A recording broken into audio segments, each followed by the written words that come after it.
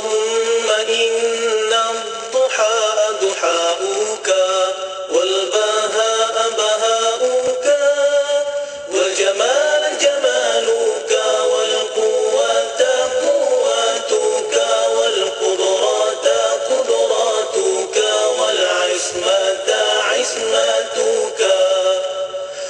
اللهم إن كان رزقي في السماء فأنزله وإن كان في الأرض فأخرجه وإن كان معسرا فيسره وإن كان حراما فطهره وإن كان بعيدا فقربه بحق دحائك وبهائك وجمالك وقوتك وقدرتك آتني ما أتيت من عبادك الصالحين. Ya Allah, sesungguhnya waktu duha itu duhamu, kecantikannya kecantikanmu, keindahannya keindahanmu, kekuatannya kekuatanmu, kekuasaannya kekuasaanmu, perlindungannya perlindunganmu. Ya Allah, jika rezeki masih di langit turunkanlah, jika di bumi keluarkanlah, jika sukar pemudahkanlah, jika haram sucikanlah, jika jauh dekatkanlah. Bekal waktu duha, kecantikanmu, keindahanmu, kekuatanmu, kekuasaanmu, limpahkan kepadaku segala yang engkau telah limpahkan kepada hamba-hambamu yang soleh. Mari rebut peluang berwakaf, kerana wakaf itu memberikan pahala berterusan. Bersama sertai program wakaf buku IKIM untuk diberikan kepada mereka yang memerlukan. Program ini memberi manfaat kepada pihak-pihak yang memerlukan buku-buku ilmiah seperti perpustakaan awam, perpustakaan sekolah tahfiz, perpustakaan universiti, pusat sumber masjid dan lain-lain. Sekiranya anda berminat untuk menyertai program wakaf buku IKIM ini, hubungi atau WhatsApp 011-5769-5400 untuk tahu kaedahnya. Sedar atau tidak, dunia kini sedang menghadapi krisis tenaga elektrik.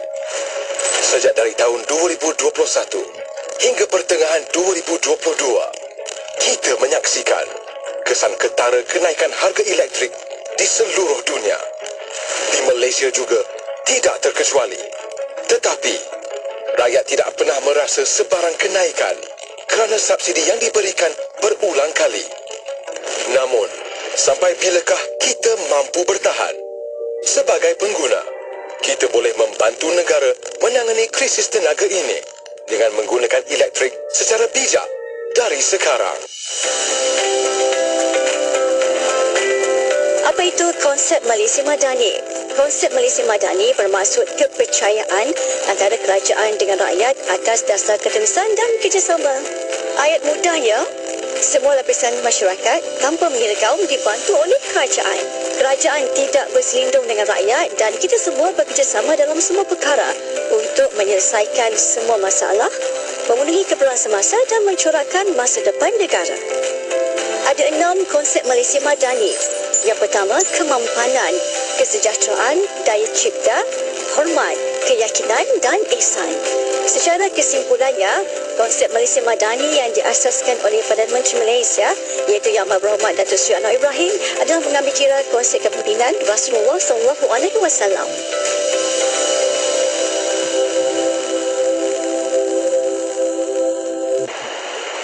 Sabda Rasulullah SAW, manusia yang paling utama terhadapku pada hari kiamat ialah manusia yang banyak berselawat kepadaku. Hadis riwayat Tirmizi. Sabda Rasulullah sallallahu alaihi wasallam lagi, barang siapa yang berselawat kepadaku sekali, nescaya Allah akan berselawat terhadapnya 10 kali. Hadis riwayat Muslim. Allahumma salli ala Muhammad, ya Rabbi salli alaihi wasallim. Allahumma salli ala Muhammad, ya Rabbi salli alaihi wasallim. Allahumma salli ala Muhammad, ya Rabbi salli alaihi wasallim. Allahumma salli ala Muhammad, ya Rabbi salli alaihi wasallim. Allahumma salli ala Muhammad, ya Rabbi salli alaihi wasallim. Allahumma salli ala Muhammad, ya Rabbi salli alaihi wasallim. Allahumma salli ala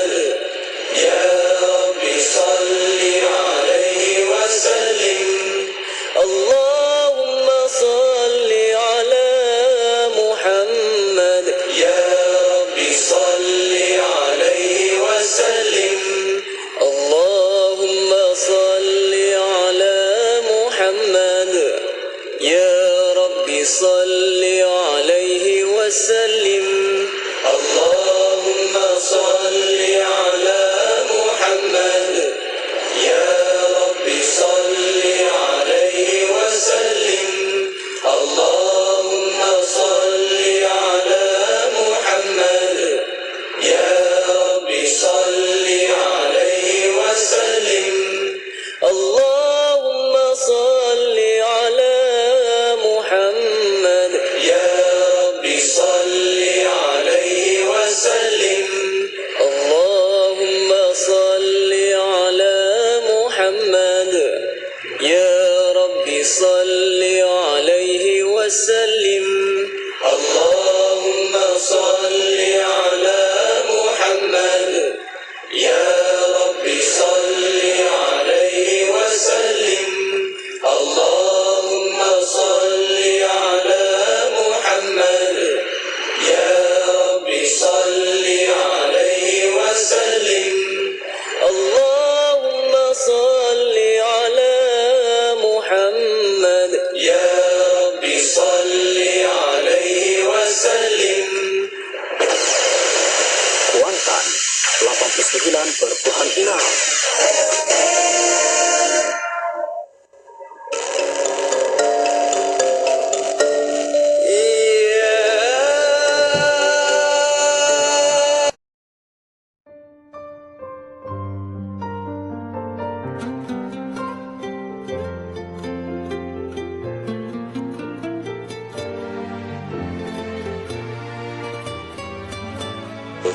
Poin-poin untuk kita bincangkan bersama dan menjadikan bahawa kita tak boleh jauh daripada Nabi, kita tak boleh jauh daripada menyayangi Nabi, dan sayang takkan lagi tanpa kita kenal Nabi, dan kenal takkan terbina daripada kita rasa Nabi itu penting dalam hidup kita. Kenapa tiba-tiba saya rasa terpanggil untuk menyebut nama ini, ya, seorang yang ketika kita tahu Perancis sebuah negara sekular tulen yang sekularnya lahir daripada mereka, dan pihak pemerintah telah meletakkan satu peraturan, sesiapa yang memakai tudung dengan niqab, ya, maka dia akan ditangkap serta-merta dan dia akan dihadapkan ke mahkamah dan akan membayar satu denda yang tinggi. Tak usah yang dikasih sekalian, ada seorang hamba Allah yang namanya adalah Rashid Nikas ini. Apa yang dia buat? Dia telah memberitahu kepada semua yang ditangkap bahawa seluruh bayaran denda untuk membayar denda kerana memakai niqab dibayar oleh beliau. Dan seluruh dan setakat yang saya lihat sampai pada hari ini, lebih daripada 1 juta euro daripada duit poketnya semata-mata, dan dia berkata, wahai wanita-wanita muslimah, tutuplah aurat kalian, pakailah tanpa rasa takut, dan setiap sen yang kamu kena, setiap ratus yang kena bayar. Ada hamba Allah yang duduk di belakang kamu, dan dibuat sampai pada hari ini demi semata-mata. Kenapa? Sebab dia kata, tidak jadi masalah untukku, seluruh hartaku habiskan untuk agama ini, untuk supaya ada di kalangan muslimah dapat melaksanakan apa yang mereka patut laksanakan dalam kehidupan. Seorang hamba Allah, para ulama di sana kata, seorang lelaki tenaganya seperti satu negara untuk melaku dan membina agama. Alangkah indah sekiranya kita ada sumbangan yang kita berikan untuk agama ini. Alangkah indah kita bermula dengan diri kita dan keluarga kita. Oleh pada anak-anak yang kita sayang, letakkan mereka itu agar mereka itu dekat dengan agama dan dekat dengan Rasulullah. Ayo, masa terus berjalan, usia kita akan kita tinggalkan. Kita akan jadi kian tua dan kian tua. Namun soalan, apa yang kita buat untuk agama kita? Itu persoalan yang marilah kita.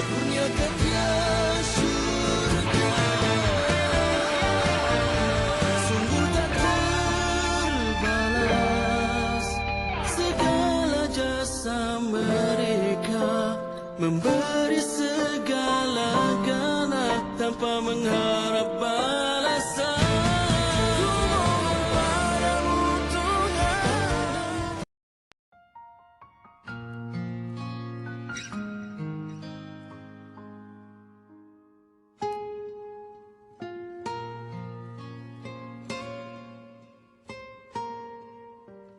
Kita beberapa poin-poin untuk kita bincangkan bersama dan menjadikan bahawa kita tak boleh jauh daripada Nabi, kita tak boleh jauh daripada menyayangi Nabi, dan sayang takkan lahir tanpa kita kenal Nabi, dan kenal takkan terbina daripada kita rasa Nabi itu penting dalam hidup kita.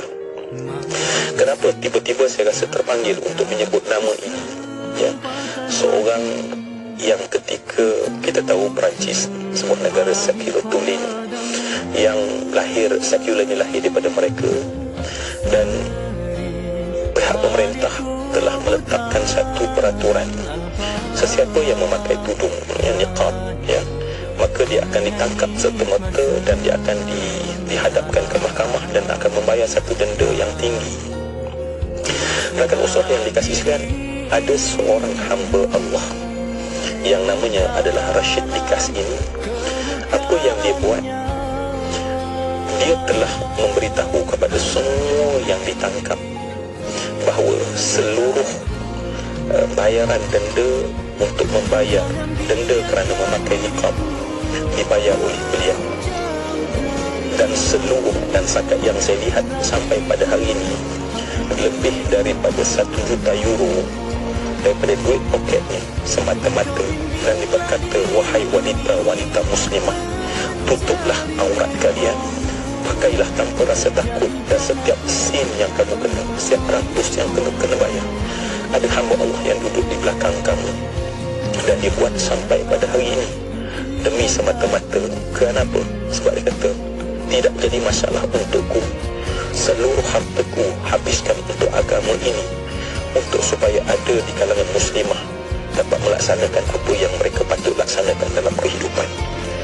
Seorang hamba Allah, para ulama di sana kata, seorang lelaki tenaganya seperti satu negara untuk melaku dan membina agama. Alangkah indah sekiranya kita ada sumbangan yang kita berikan untuk agama ini. Alangkah indah kita bermula dengan diri kita dan keluarga kita. Oleh pada anak-anak yang kita sayang, letakkan mereka itu agar mereka itu dekat dengan agama dan dekat dengan Rasulullah. Ayuh, masa terus berjalan, usia kita akan kita tinggalkan. Kita akan jadi kian tua dan kian tua. Namun soalan, apa yang kita buat untuk agama kita?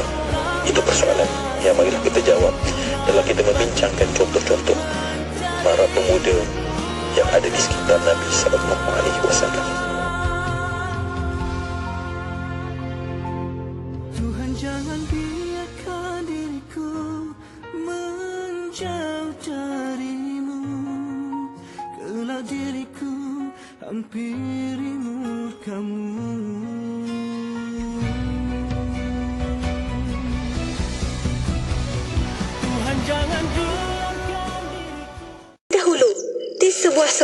penguasaan. Seorang guru mengajar 30 orang anak murid di kelasnya. Ahmad Zuriat Akhlak kan? Saya, cikgu. Cuba kira 10 sampai 70 dalam gandaan 10. 10, 20, 30, 40, 50, 60, 70. Bagus. Cuba Muhammad Azlan Shah Kamarudin kira juga. Baik, cikgu. 10, 20, 30, 40, 50, 60, 70. Bagus. Muhammad Azmul Fatih pula. 10, 20, 30, 40, 50, 60, 70. Tapi kenapa sampai 70, cikgu? Bagus soalan tu Muhammad Azmul Fatih. Kini di Radio IKIM sedang mempromosikan iklan potongan diskaun sehingga 70% untuk iklan jenis bol bicara. Siapa cepat dia dapat. Berita baik kepada periklan dan pelanggan di luar sana. Kini kami di Radio IKIM akan mengadakan promosi iklan Bual Bicara potongan sehingga 70% diskaun. Berminat? Sila hubungi kami segera di talian 019-650-7976 untuk maklumat lanjut. Hubungi kami segera. Tempat adalah terhad tertaluk kepada terma dan syarat. Mencari kesejahteraan dan kekayaan dalam kehidupan untuk diri dan keluarga merupakan impian setiap insan. Dalam mencari kekayaan, nilai keberkatan tidak boleh diabaikan demi kebahagiaan di dunia dan di akhirat. Ia akan lebih bermakna dengan adanya teman setia di sisi yang mengambil berat tentang perjalanan membina kekayaan anda. Kami mempunyai para perunding yang bersedia membantu anda untuk membina dan mengumpulkan kekayaan, melindungi dan menyucikan harta serta mengagihkannya kepada insan tersayang secara patuh syariah melalui perkhidmatan pengurusan kekayaan Islam oleh RHB Islami. Layari rhbgroup.com untuk info lanjut hari ini. Bagi menghargai sokongan anda sepanjang 22 tahun Radio IKIM bersiaran, kami ingin menghadiahkan wang tunai sehingga RM15,000. Jadi pemanggil bertuah dengan kata laluan Radio IKIM, Radio Islami nombor 1 di Malaysia. Jawab dan menang wang terkumpul dalam segmen Warna Pagi dan Destinasi setiap hari Isnin hingga Jumaat. Sertai kuis inspirasi di Radio IKIM. Dengar isyarat memanggil, beri kata laluan Radio IKIM, Radio Islami nombor 1 di Malaysia. Jawab soalan. Jika berjaya menjawab dengan tepat, wang tunai menjadi milik anda. Jika tidak, wang akan digandakan ke segmen berikutnya. Selamat ulang tahun Radio IKIM ke-22. Anda adalah inspirasi kami.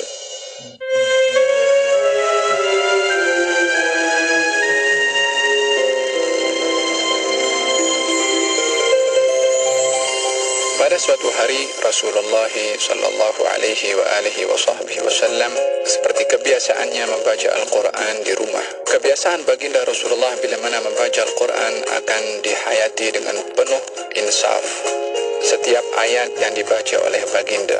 Ketika baginda Rasulullah membaca akan keluhan Sayyidina Ibrahim tentang perbuatan umatnya mengeluh kepada Allah Subhanahu wa taala, dalam firman Allah Subhanahu wa taala, Rabbi innahunna adlalna kathiran minan nas.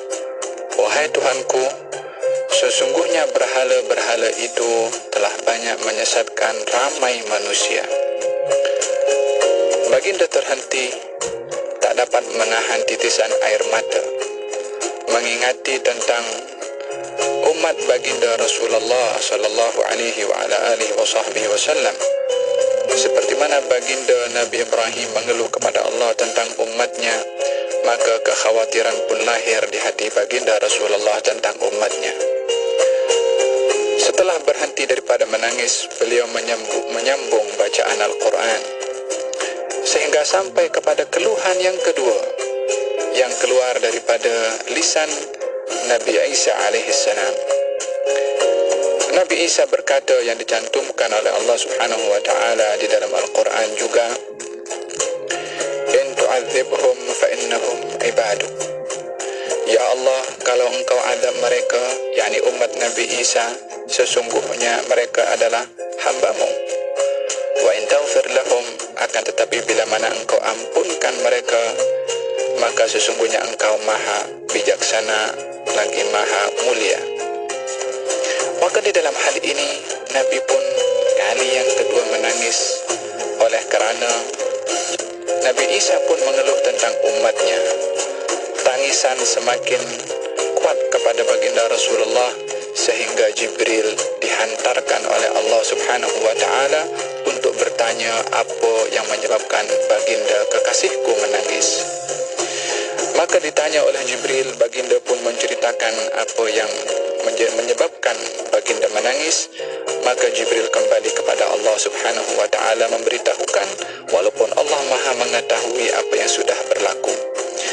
Allah Subhanahu wa taala memberitahukan kepada Jibril, turunlah kepada Muhammad, beritahulah kepada dia kalau aku akan menjadikan dia rida kepada apa saja yang dia mohon kepada aku. Aku akan beri apa saja yang dia minta kepada aku. Inna sanurdihi fi ummatih. Kami Allah Subhanahu wa taala akan menjadikan dia ridha akan apa saja yang dia mahukan untuk umatnya. Jibril turun memberitahukan kepada baginda Rasulullah sallallahu alaihi wasallam, barulah baginda tersenyum. Kata Imam An-Nawawi mengatakan ini adalah merupakan tempat berharap kepada baginda Rasulullah kepada Allah Subhanahu wa taala untuk dapat menyelamatkan umatnya. Wala saufa yu'tika rabbuka fatarda. Dan Allah pasti akan memberi kepadamu wahai Muhammad pemberian sehingga kamu rida. Cerita tadi yang dicantumkan oleh Imam An-Nawawi dalam kitab Syarah Muslim menunjukkan bahwasanya bagaimana baginda Rasulullah amat mengingati kepada umatnya dan nasib yang akan dialami oleh mereka, sehingga nasib yang belum menimpa kepada mereka sudah dirisaukan oleh baginda Rasulullah, sehingga mengharap kepada Allah Subhanahu wa taala agar supaya umatnya dapat diselamatkan. Ini adalah tanda kasih dan sayang yang amat luar biasa daripada baginda Rasulullah.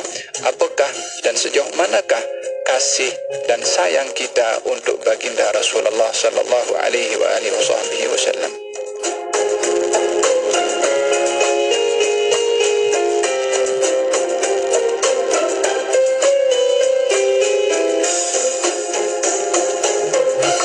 Kuching 93.7 FM.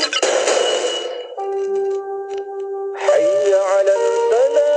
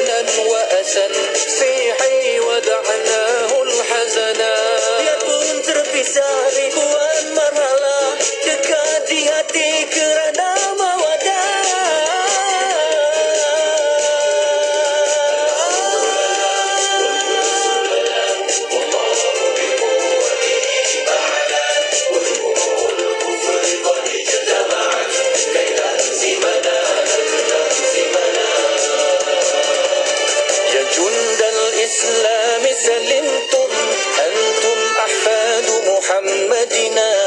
Perjuangan ini mulia, keimanan adalah paksinya. Law anna asyawi sahitinin syahidu af'ala hijaratina. Jangan seinci terlalai leka, musuh durjana mengatur rahsia. Lartajala salah wa a'lanaha, lartajala salah wa a'lanaha. Moga pengorbanan lillahi ta'ala.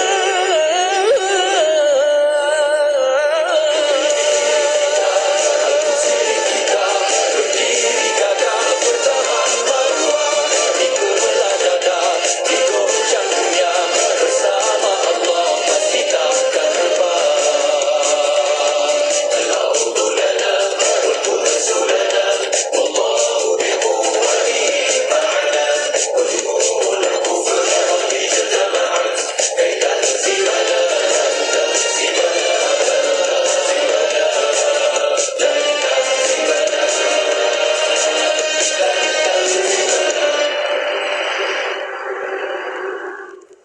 Rawat saya Terima kasih untuk anda. Bismillahirrahmanirrahim. Alhamdulillahirabbil alamin wassalatu wassalamu ala asyrafil anbiya wal mursalin sayyidina Muhammad wa ala alihi wa sahbihi ajmain.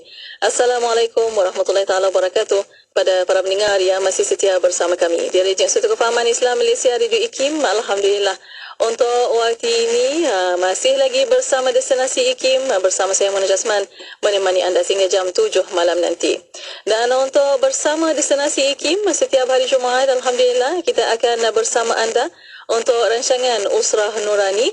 Dan bersama Usrah Nurani, bersama para pendengar Usrah besar di luar sana, boleh tonton di FB Live IKIM FM, di YouTube IKIM Media. Dan ada perkongsian boleh hantarkan juga melalui WhatsApp konti 0112900404 dan juga boleh tinggalkan di FB Live IKIM FM, di YouTube IKIM Media. Untuk anda, jom sama-sama kita sebarkan dan share sebanyak-banyaknya untuk kita sama-sama dapat manfaat bersama secara live di waktu ini di Radio IKIM. Dan alhamdulillah untuk Usrah Nurani pada petang ini, mesti kita ada nakib kita yang akan memandu usrah kita pada petang ini.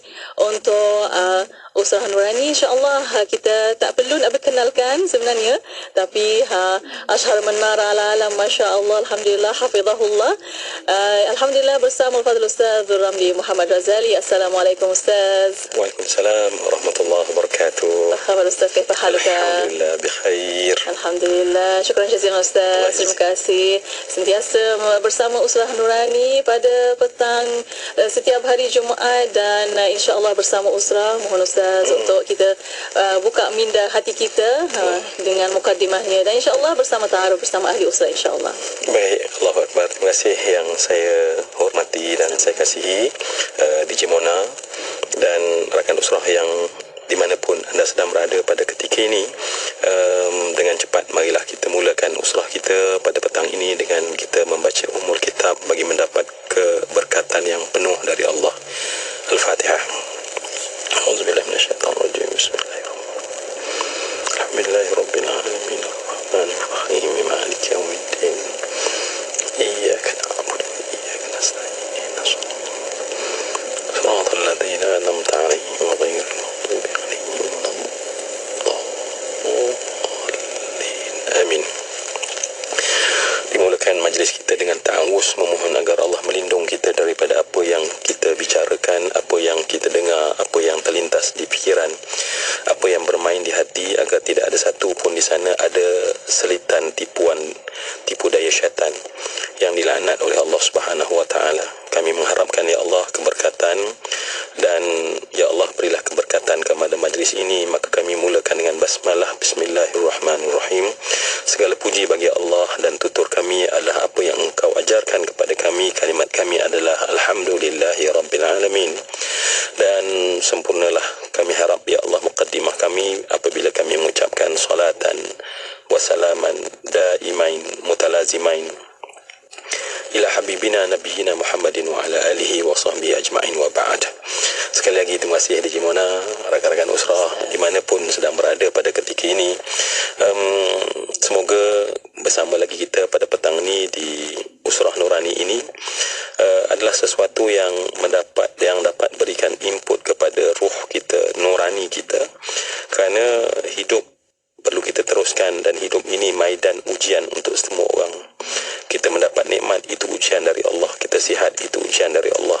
Kerana ramai orang sangka bahawa saat kita sakit kita diuji oleh Allah, tapi lupa saat kita mendapat kesihatan itu ujian dari Allah.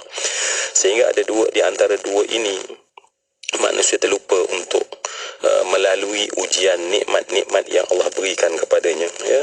Dan sebab itulah kita harap diingatkan kita sentiasa, kerana akhirnya kita akan pulang juga kepada Allah, dan saat pulang pada Allah tidak ada lagi ujian, kerana kita akan dinilai apa yang telah kita lakukan.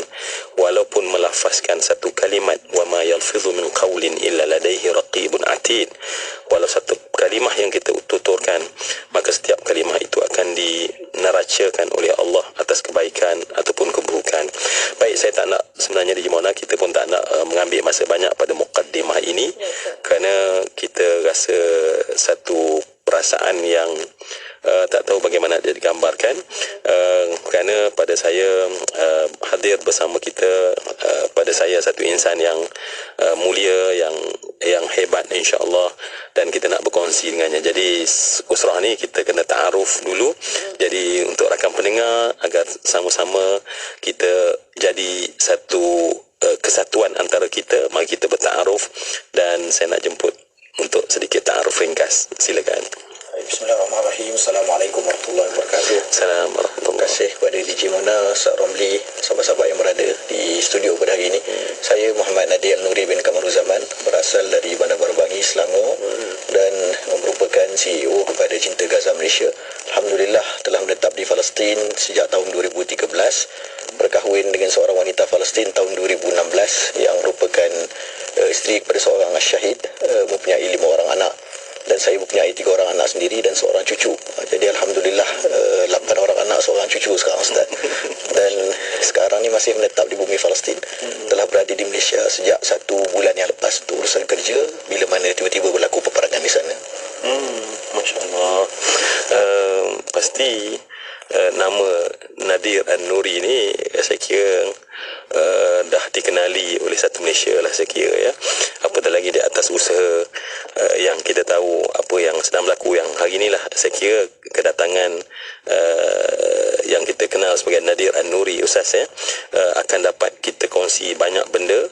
Jadi kami mengucapkan terlebih dahulu secara permulaan ni ahlan wa sahlan wa marhaban, dan insya-Allah saya yakin rakan usrah akan bersama dengan kita sampai ke penghujung usrah ini untuk kita nak mendapat apakah perkara yang kita perlu faham dalam situasi yang sangat meruncing pada ketika ini. Jadi Ustaz, kami doakan sebenarnya jauh di sudut hati kami agar apapun diberikan kekuatan, diberikan perlindungan oleh Allah Subhanahu wa taala. InsyaAllah Ustaz. Terima kasih, Ustaz. Baik, kita tak juga hanya dengan Ustaz Nadir An-Nuri, tapi kita ada juga masya-Allah anak-anak muda yang insya-Allah bersama dengan kita sebagai nak berikan orang kata warna-warna yang indah pada usrah kita petang ni. Silakan sedikit ta'aruf. Bismillahirrahmanirrahim. Assalamualaikum warahmatullahi taala wabarakatuh. Jadi nama saya Muhammad Ilham Fikri bin Muhammad Asri, merupakan anak kepada arwah almarhum Ustaz Asri Ibrahim, anak yang keempat daripada 6. Sekarang bekerja sendiri dan merupakan seorang graduan Universiti Malaya, menetap di Rawang, Selangor. InsyaAllah. Ahlan. Jadi kita pasti lepas ni kita akan dapat sesuatu lah pastinya ya. Okey, selamat datang dan didoakan juga. Semoga insyaAllah apa pun yang dilakukan berjaya insyaAllah ya. Menjadi pastilah kalau anak muda ni nasihat kita jadilah anak yang baik, menjadi ahli watan yang baik buat negara yang tercinta. InsyaAllah demi masa depan negara kita. Okey, kita tak seorang ya. Berdua. Berdua. Jadi silakan. InsyaAllah.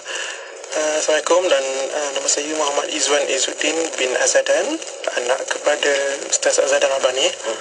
Jadi kami berdua ni daripada kumpulan Aidan, di mana kumpulan ni terdiri daripada anak-anak Rabbani. Jadi dulunya kami ni dulu Rabbani Junior lah. Lepas sekarang dah tak Junior, jadi kami keluar dengan nama yang baru yang bernama Aidan. Dua orang saja ataupun? Kami sebenarnya berenam. Jadi atas sebab-sebab tertentu kami berdua je. Yalah, mungkin konti kita pun tak berapa luas untuk 6 orang. Masya Allah sama juga. Semoga Masya Allah nampaknya Robani dah jadi satu legasi kan. Selamat berjuang kerana dunia ini dia ada banyak ruang-ruang yang kita boleh isi dengan agama yang perlukan kepada sumbangan-sumbangan yang bermakna daripada orang-orang ya. Fi ayyi ardin tata'u fa anta mas'ulun bi islamiha, di bumi mana kita diletakkan, di mana kita berada, apapun yang kita lakukan ya rakan usrah, anda mungkin seorang engineer, anda mungkin seorang arkitek, anda mungkin seorang teknokrat, anda mungkin seorang businessman, apapun mesti ada ruang agama yang kita tegakkan di atas muka bumi ini. Jadi anak muda yang ada di belah kanan saya ni insya-Allah memberikan rangsangan semangat untuk kita pada petang Jumaat penuh berkat ini insya-Allah. InsyaAllah, Alhamdulillah. Terima kasih Ustaz dan terima kasih kepada semua ahli usrah di Konti IKIM pada petang ini. Masya Allah, Alhamdulillah. Dan untuk bersama para pendengar, saya sendiri pun ingin ucapkan ahlan wa sahlan wa marhaban bikum fi ida'at Ma'had al-Islami al-Malizi. Mungkin نتحدث مع الأخ نادر إن شاء الله باللغة العربية إن شاء الله بعد ذلك. تمام, ما شاء الله, Alhamdulillah. طبعا untuk petang ini bersama Usrah Nurani, mesti kita ada satu tajuk yang kita nak bawa untuk petang ini bersama untuk lagi mendalami dan kita menyantuni insya-Allah pandangan dan juga perkongsian bersama para pendengar di luar sana, usrah besar di luar sana, dan untuk anda boleh kongsikan di FB Live IKIM FM, di YouTube IKIM Media. Dan untuk petang ini insya-Allah kita akan bercakap tentang Gaza Al-Aizah. InsyaAllah untuk petang ini apa yang berlaku bila kita tengok di media masa untuk waktu ini bukan perkara yang baru, tetapi kita nak juga tahu apa yang perlu kita lakukan. Walaupun kita tak boleh nak bantu pergi ke sana, tapi apa yang perlu sebenarnya kita lakukan di sini. Untuk itu Gaza, silakan Ustaz. Allahu Akbar ya. Baik rakan usrah yang dikasih sekalian, saya tak pernah lagi jumpa usrah yang tajuknya sependek ini. Tetapi mungkin kerana kita nak bagi makna yang lebih besar dan kita kecilkan tajuk tersebut sehingga perbincangannya menjadi satu daerah yang mungkin seluas bumi ini insya-Allah ya. Baik, sesuai dengan keadaan sekarang kita tahu kita pada waktu yang mustajab ini, marilah kita aminkan dalam bentuk lantunan mungkin doa daripada Aidan. Boleh kan sebagai permulaan, sila. Bismillahirrahmanirrahim. Allahumma inna naj'aluka fi nuhuri a'daina wa na'udzu bika min shururihim. Allahumma baddid shamlahum wa farriq jam'ahum wa shaddid kalimatahum wa zalzil aqdamahum wa sallit alayhim kalban min kilabik ya qahar ya jabbar ya muntaqim ya Allah ya Allah ya Allah. Allahumma ya munzil al-kitab ya mujri as-sahab ya hazim al-ahsab ihzimhum wansurna alaihim. Amin Amin ya Rabbal Alamin. Baik, kita mulakan mulakan dengan doa yang saya kira itu doa yang sering kita bacakan ketika ini, waktu ini, dan kita pasti nak dengar banyak daripada Ustaz Nadir An-Nuri.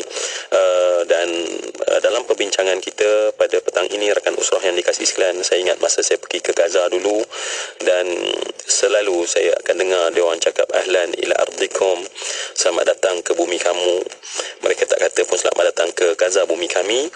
Dan bila kami nak berpisah, ucapan yang spontan yang saya jumpa pada hampir semua orang, mereka kata, kita lalu kata jumpa lagi ke kan, welcome ataupun see you again, tetapi dia kata narakum fil Quds. Ya, ucapannya adalah jumpa lagi di Masjid Aqsa. Mereka tak kata datang ke Gaza. Baik, rakan usrah yang saya kasih sekalian, sehingga ketika kita melihat sejarah dunia dan ketika di zaman lampau yang menggenggam Gaza ini adalah, Palestin ini adalah para khalifah. Mereka lah ayah bagi bumi ini. Mereka adalah khalifah yang menjaga, dan saat mungkin khalifah telah tiada, maka tangan kecil ini seperti tidak mampu kerana begitu besar tangan-tangan lain yang menggenggamnya. Jadi kita sangat berharap kepada Allah Subhanahu Wa Taala, dan kita nak pengharapan kita adalah sesuatu yang terarah dan terpandu di atas ilmu, fakta dan data. Jadi saya terus nak pergi kepada akhuna Ustaz Nadir An-Nuri ya. Pertama sekali lah ya, apa kita kena faham asas, benda asas yang bila kita kata konflik Palestin ni, apa benda asas yang rakan usrah ni kena faham itu terlebih dahulu. Sekarang saya yakin kalau tidak faham benda asas, tengah awang dia membaca, apatah lagi dengan media-media yang telah bercampur dengan begitu banyak penyelewengan, akhirnya dia tak tahu, dan sehingga dia kata apa patut-patutlah ya. Dan mereka juga tanpa mahu, dan dia rasa memberikan simpati kepada tempat yang tak sepatutnya dia simpati. Mereka memberi simpati pada si penzalim dan pembunuh.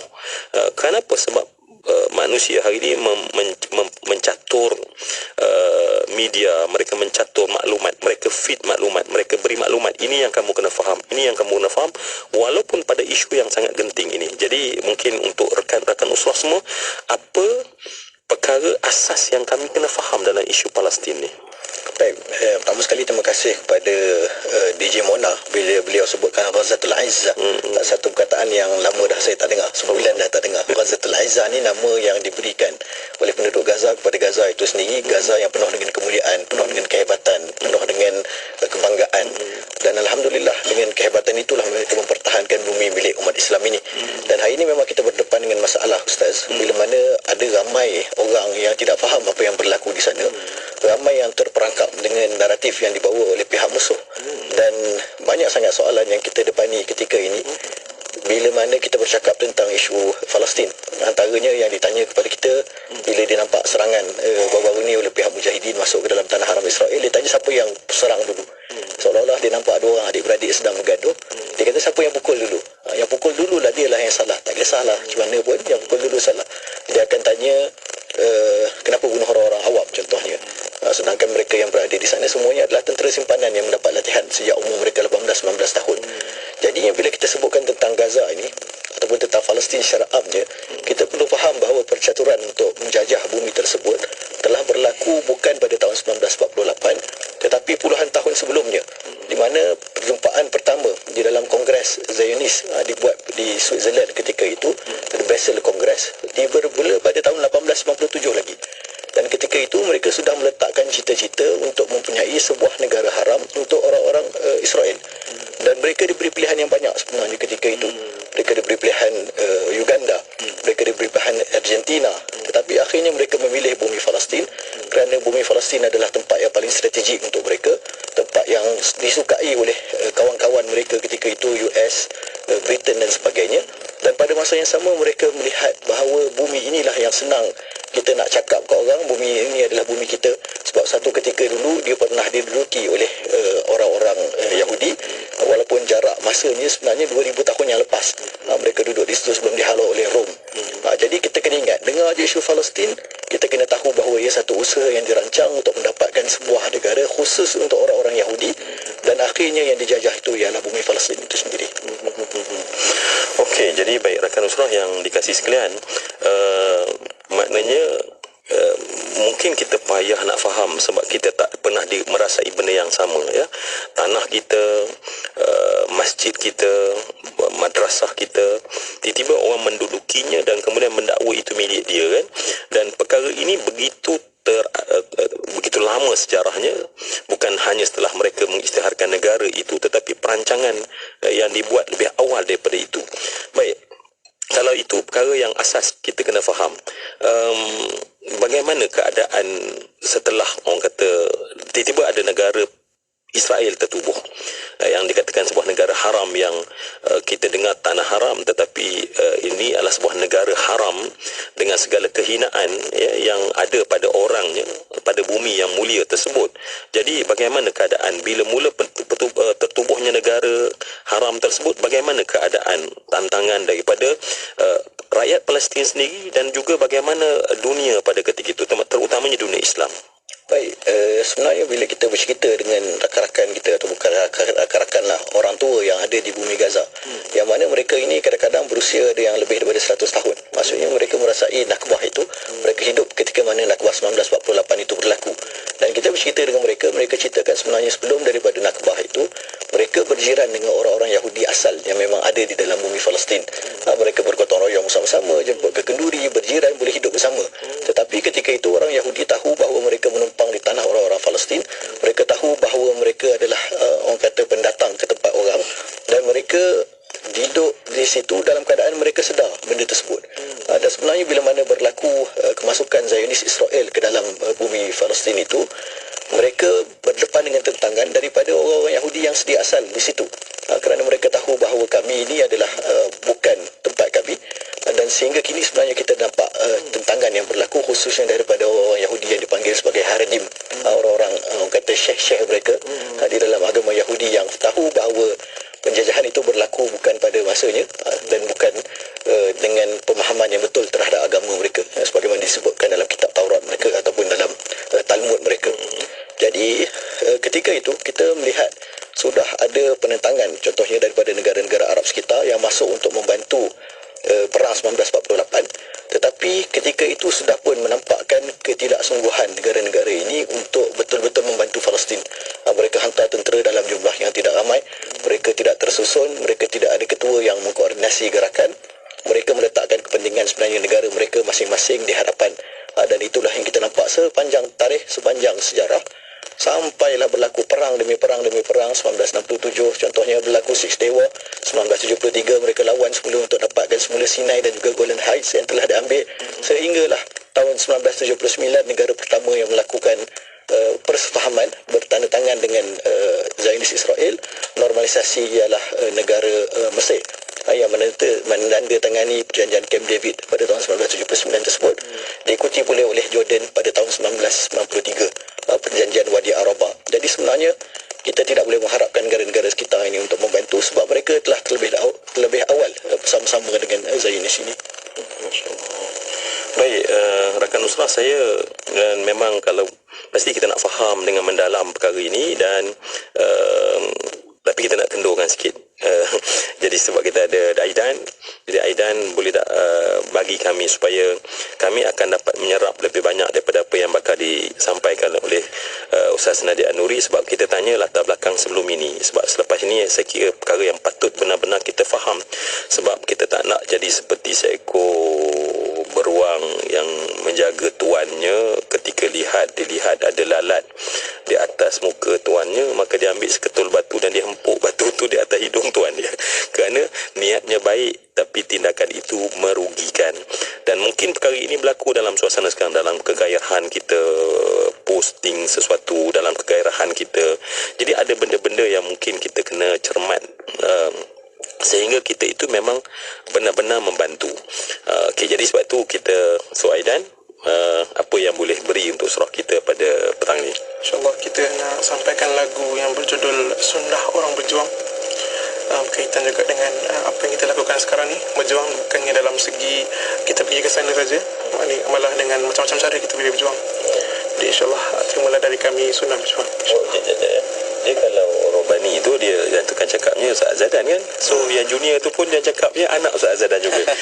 Dia copy and paste. Semua je sama ya. InsyaAllah, silakan. Sudah sunnah orang berjuang, mengembara dan berkelana, miskin dan papa jadi tradisi, berenggang dengan anak dan istri.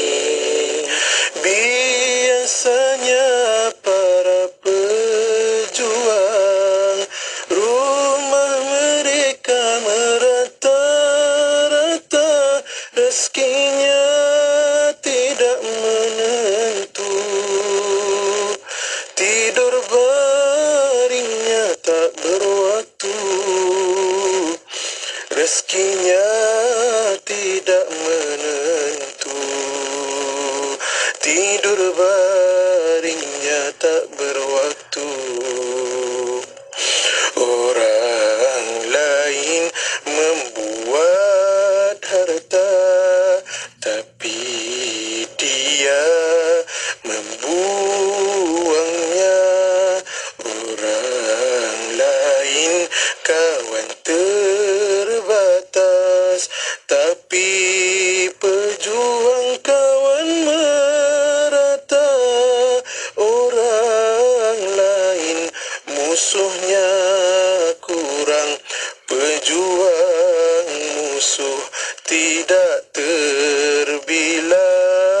Orang lain musuhnya kurang, pejuang musuh tidak terbilang. Allahu Akbar ya.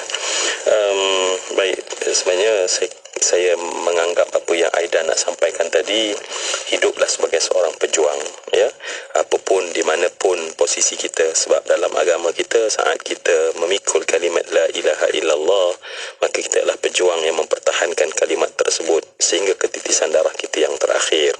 Baik, kalau tadi apa yang berlaku dalam sejarah, apa yang berlaku pada masa lampau, boleh tak gambarkan keadaan sekarang? Sebab kami faham sebelum ni pun dah teruk, tiba-tiba sekarang. So bagaimana degree dia dan bagaimana kalau boleh gambarkan kepada kami tahap mana yang sebenarnya yang berlaku di sana? Baik, saya duduk di Gaza sejak tahun 2013. Saya melalui beberapa siri peperangan di bumi Gaza. Tahun 2014, perang berlanjutan selama 51 hari. Tahun 2018 ada serangan kecil. Tahun 2021 saya duduk juga di sana selama 11 hari peperangan yang berlaku. Dan tahun ini, tahun 2023 adalah kali pertama saya duduk di luar daripada Gaza ketika mana serangan berlaku. Dan digambarkan oleh sahabat-sahabat kita yang berada di sana dan juga oleh ahli keluarga saya bahawa peperangan kali ini adalah peperangan paling dahsyat pernah berlaku di dalam sejarah moden Gaza sejak daripada Gaza dikepung pada tahun 2006. Kita dengar rayuan dan permintaan daripada rakan-rakan kita kalau selama ini mereka meminta contohnya bantuan selimut, bantuan tilam. Ketika ini kita mendengar rayuan dan permintaan untuk dapatkan body bag, bag untuk diletakkan jenazah-jenazah, sebab terlalu ramai yang mati syahid, tidak ada tempat untuk diletakkan. Beberapa hari yang lepas mereka menggali satu kubur yang besar, diletakkan 40 orang syuhada di dalam satu tempat itu, dan syuhada ini yang tidak ada orang kata keluarganya, yang tidak diketahui siapakah pemiliknya, kerana tidak ada waris yang datang menuntut. Cuma diletakkan dan dituliskan di atas body bagnya tempat mana dia mati syahid, adakah dia lelaki atau perempuan, adakah dia budak-budak ataupun orang dewasa. Dan orang akan datang, orang yang kehilangan ahli keluarga, yang dengar rumahnya dibom dan dia berada di tempat yang lain contohnya, dia akan pergi ke hospital Al-Shifa di tengah mana Gaza, dan mereka akan melihat satu demi satu mayat ini, adakah mayat ini keluarga aku ataupun tidak. Seolah-olah macam kita sebut, Ustaz, kita pergi ke pasar, kita pilih apa yang kita nak beli, sayur ke, ikan ke. Dia orang datang ni nak tengok ahli keluarga aku ke yang kena bunuh, ataupun mana anak aku yang hilang, mana ayah aku yang telah dibom. Aku dengar beritanya tapi tak tahu sebab dia dah mati syahid, ataupun dia sebahagian daripada ribuan yang masih lagi berada di bawah runtuhan bangunan-bangunan yang telah dimusnahkan. Jadi keadaan memang sangat-sangat kritikal ketika ini, dan lebih daripada itu mereka berdepan pula dengan masalah ketiadaan makanan dan juga air. Ini juga satu masalah yang saya rasa sangat kritikal, sebab mereka di Palestin bukan orang biasa-biasa. Setakat dengar bom ataupun letupan, mereka boleh berdepan dengannya, tetapi ibu dan ayah ayah ni bila dia tengok anaknya kelaparan, bila dia tengok bayinya kehausan tak boleh nak minum, itulah yang lebih menjentik hati mereka sebenarnya. Maknanya suasana ini adalah sesuatu yang paling dahsyat yang pernah dilalui berbandingan sebelum ini, ya. Bagaimana dia orang sekarang? Maknanya Gaza tu dalam 2 juta, ya, dikatakan 2.2 juta di sana. Dan bagaimana, adakah semua tempat yang mendapat impak dia, ataupun ada tempat-tempat tertentu yang menjadi tempat serangan? Gaza ni dia ada 5 kawasan. Kawasan sebelah utara, kawasan Bandar Gaza, Gaza Tengah, Khan Yunis dan juga Rafah. Itu 5 kawasan. Dan dalam semua tempat itu ada penempatan ya? Ya, semua tempat adanya penempatan. Dan paling ramai penduduknya ialah yang ada di sebelah utara dan juga di sebelah Bandar Gaza lah. Yang disebutkan perlu dihalau ataupun dihalau oleh Zionis Israel daripada utara Gaza dan juga Bandar Gaza, dihalau ke Gaza Tengah. Jumlah mereka sekitar 1.1 juta orang. Jadi memang tidak ada tempat yang selamat di dalam bumi Gaza. Mereka tidak ada bunker, mereka tidak ada bom shelter. Mereka hanya boleh berdepan dengan risiko dibom pada bila-bila masa sahaja. Dan ini berlaku melalui serangan tentera udara. Maksudnya belum lagi berlaku serangan melalui tentera darat, dan kalau itu berlaku maka akan menjadi jauh lebih dahsyat daripada apa yang ada sekarang. Allahu Akbar, ya. Baik, rakan usrah yang saya kasih sekalian, saya mungkin saya dan juga rakan-rakan mungkin tak boleh nak bayang sebenarnya dalam dunia yang dikatakan bertamadun. Dulu mungkin orang tak ada universiti, hari ini hampir semua orang masuk ke universiti, tetapi ada lagi manusia yang tidak menjadi masalah melihat pembunuhan dan atas nama tamadun apa ya, kita tak faham, yang boleh membunuh manusia dan menyokong pembunuhan yang sebegitu. Saya ingat peristiwa ni, cerita orang-orang dulu yang kuno, yang tak terpelajar, tetapi malangnya daripada mereka yang mempunyai universiti yang paling banyak di dunia, tetapi mempunyai pemikiran yang begitu sangat pelik bagi kita, ya. Baik rakan usrah, saya kira kita kena berhenti sekejap sebab biasalah usrah Nurani ni kita kena break sekejap supaya kita dah faham 1, 2, 3 benda daripada Ustaz Nadia Nuri, dan kita nak nanti ada lagi yang kita input yang perlu buat kami semua. Dan apa yang terpenting, ya, marilah kita bangkit. Apa yang terpenting, marilah kita sedar daripada lamunan dan tidur kita, kerana kita tahu bahawa ujian sebenar kita bukan pada mereka yang berada di Gaza. Allah sedang memerhati kita, apa yang kita buat atau kita ambil langsung tak peduli. Dan inilah kegagalan ujian bagi kita yang sedang berada di bumi Malaysia ini. Alhamdulillah. Terima kasih Ustaz. Dan untuk waktu ini kita berehat seketika. Kita akan kembali selepas ini bersama para pendengar. Terus setia bersama kami hanya di Destinasi IKIM. Assalamualaikum, saya Ustaz Hanafiah Abdul Malik. Sungguh mengejutkan, 20 tahun tanpa masjid bagi penduduk di kawasan Lestari Perdana. Mari berwakaf kepada pembinaan Masjid Lestari Perdana, Bandar Putra Permai Seri Kembangan, Selangor. Hubungi Hafiz 012-650-2312 atau Syahril 019-324-4985. Kunjungi Facebook Masjid Lestari Perdana atau laman sesawang masjidlestariperdana.com. Bagi menghargai sokongan anda sepanjang 22 tahun Radio IKIM bersiaran, kami ingin menghadiahkan wang tunai sehingga RM15,000. Jadi pemanggil bertuah dengan kata laluan Radio IKIM, Radio Islami nombor 1 di Malaysia. Jawab dan menang wang terkumpul dalam segmen Waya Pagi dan Destinasi setiap hari Isnin sehingga Jumaat. Sertai kuis inspirasi di Radio IKIM. Dengar isyarat memanggil, beri kata laluan. Radio IKIM, Radio Islami nombor 1 di Malaysia. Jawab soalan. Jika berjaya menjawab dengan tepat, wang tunai menjadi milik anda. Jika tidak, wang akan digandakan ke segmen berikutnya. Selamat ulang tahun Radio IKIM ke-22. Anda adalah inspirasi kami. Inspirasi, Inforia, Islam, semuanya linki. Allahumma afini fi badani, Allahumma afini fi sam'i, Allahumma afini fi basari, la ilaha illa ant, Allahumma afini fi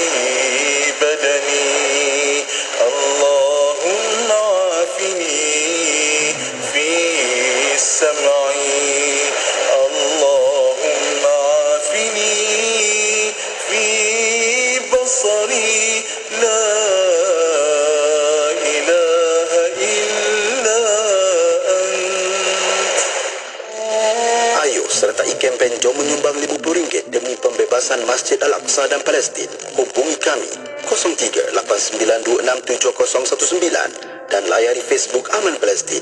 Dengan roh, dengan darah, kami berkorban untukmu, Ya Aqsa. Tidak kira di mana jua, kami sentiasa bersama anda. IKIM, Inspirasi Inforia Islami.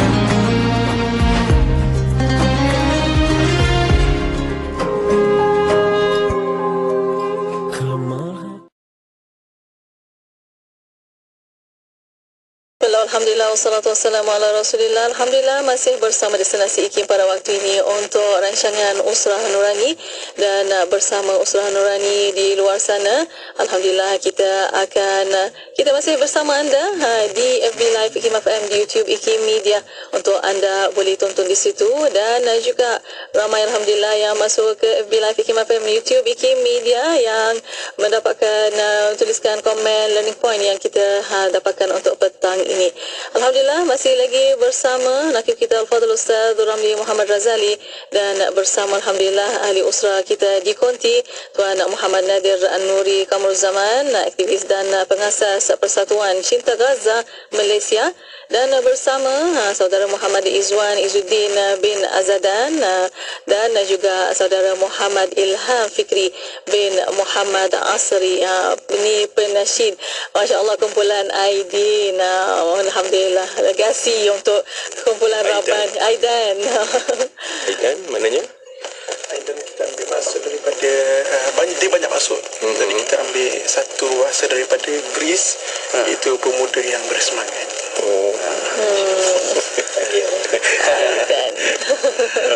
Masya Allah, Alhamdulillah masih bersama Ustaz untuk kita membincangkan Gaza. Silakan Ustaz.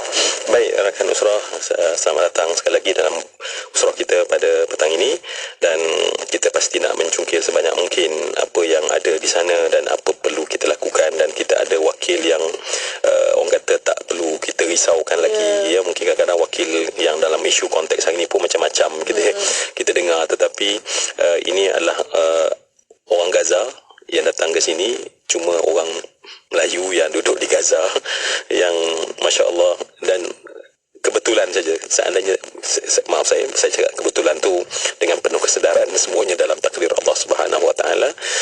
Seorang patutnya berada di sana kan, tetapi tak semena-mena datang dan kemudian terperangkap di luar. Jadi kalau tidak terperangkap di dalam, dan sebab itu saya kira boleh menyampaikan apa yang patut kita lakukan bersama-sama dengan cara yang lebih tepat dan lebih betul, ya. Dan okey, kita nak masuk ke kali kedua ni, kita dapat berzikir sikitlah dengan kumpulan anak muda yang apa tadi? Bersemangat tadi kan. InsyaAllah, silakan. Jadi saya berminat dengan zikir Hasbunallah wa ni'mal wakil. Sebab kebanyakan video berkaitan orang Palestin yang saya tengok, ketika mana diorang di bom dan sebagainya, diorang tak berhenti untuk mengucap berkata Hasbunallah wa ni'mal wakil. Maksud kat situ, cukuplah Allah bagi kami sebaik-baik penolong dan sebaik-baik pelindung kami. Jadi itu yang buatkan saya lebih berminat dengan zikir ni. Jadi bolehlah kita zikir sama-sama, insyaAllah. Hasbunallah wa ni'mal wakil, fa ni'mal maula wa ni'mal nasir. Hasbunallah wa ni'mal wakil, fa ni'mal maula wa ni'mal nasir. Hasbunallah wa ni'mal wakil, fa ni'mal maula wa ni'mal nasir. Hasbunallah wa ni'mal wakil, fa ni'mal maula wa ni'mal nasir. Masya Allah ya. Sebenarnya kalau masa lain kita banyak nak dengar daripada mungkin Aidan sendiri, tapi sebab ini kita memang nak fokuskan kepada Ustaz Nadia Nuri sebagai perkongsian yang penting sebab kita tak banyak masa untuk berbincang. Dan saya sebenarnya ada rasa macam Masya Allah, kalau rakan ada bersama saya, rakan akan tengok satu wajah yang biasa saja mukanya, tapi saya tak tahu dalam hati dia macam mana ya. Cuba bayang bagaimana keadaan orang yang kita sayang, darah daging kita sedang berada di satu bumi yang begitu terancam, tetapi saya dapati ketenangannya ada di sini. Baik, sebenarnya sekilas peribadilah, macam mana perasaan sebenarnya, sejujurnya perasaan hati dalam keadaan sekarang? Kalau kita cerita tentang keadaan keluarga saya, jawapan yang saya boleh bagi setiap kali orang tanya kepada saya, sebab saya pun tak dapat nak berhubung sangat dengan mereka, memandangkan mereka tidak ada elektrik, tidak ada wifi. Jadi kadang-kadang kita mesej tu selepas 24 jam baru kita dapat berita daripada mereka. Dan setiap kali kita mesej mereka ataupun berhubung dengan mereka, mereka akan berikan gambaran yang orang kata luar biasa. Gambaran yang kami duduk di Gaza bersama-sama dalam waktu peperangan, ya, kita sediakan beg kecemasan untuk kita lari kalau amaran diberikan untuk kita tinggalkan rumah. Ya, isteri kita memang dia pakai tudung siap-siap supaya kalau kena lari, mereka boleh lari dalam keadaan menutup aurat, ataupun kalau mati pun mati dalam keadaan menutup aurat. Anak-anak kita semua kita dah bagi mereka tenang, kita dah ajar kalau dengar bunyi bom apa nak dilakukan dan sebagainya. Itu situasi biasa, tetapi situasi kali ini memang luar biasa. Saya berhubung dengan isteri saya pertama kali, dia memaklumkan bahawa dia nak berpindah daripada rumah kami sebab dewan dekat sebelah rumah kami telah dibom. Maka mereka berpindah ke rumah.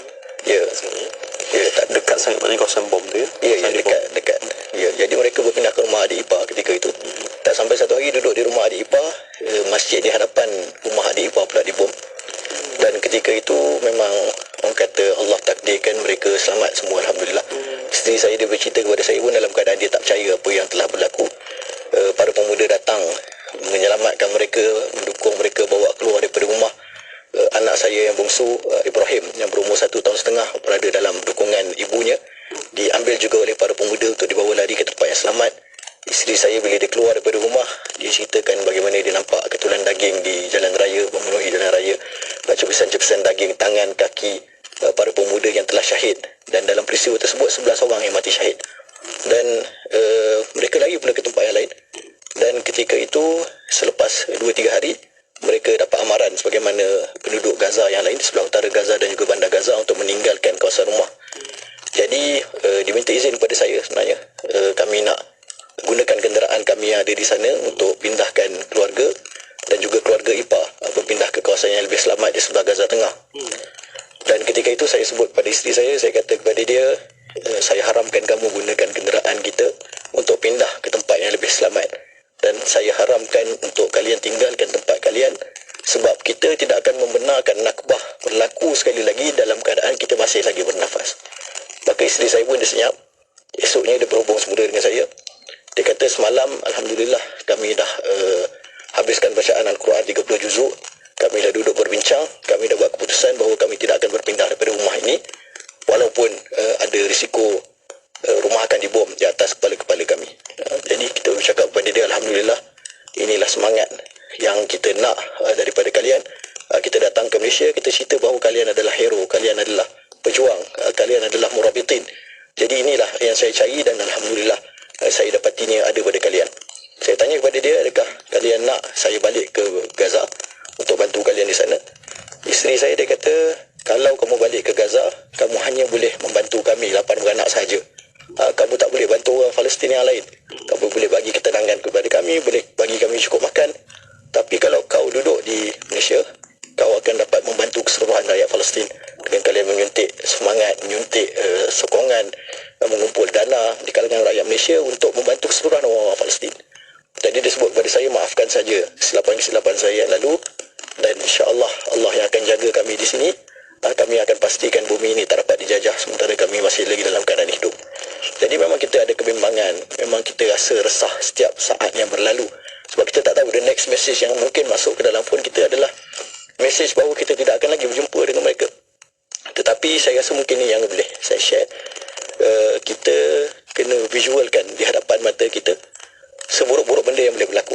Contohnya kita tengok video orang dukung baby, kita kena bayangkan baby itu adalah baby kita. Kita tengok orang balut jenazah isteri mereka, kita kena bayang itu adalah jenazah isteri kita. Jadi bila berlaku betul-betul, kita sudah ada rasa bahawa itulah yang boleh berlaku pada kita, dan itulah sebenarnya perjuangan kita untuk mati syahid dalam kita membebaskan bumi Palestin. Baik, Masya Allah. Ada nasyid yang sesuai? InsyaAllah. InsyaAllah. Seterusnya, terimalah daripada kami, Mana Milik Kita. Mana milik kita, tidak ada milik kita. Semua yang ada Allah yang punya. Tidak ada kita punya. Kita hanya mengusahakan saja apa yang kita dapat. Allah sudah sediakannya. Kita Allah punya, bumi langit ciptaannya. Miliklah apa saja, tidak terlepas dari ciptaannya. Mana kita punya, tidak ada kepunyaan kita. Kita hanya mengusahakan apa yang telah ada.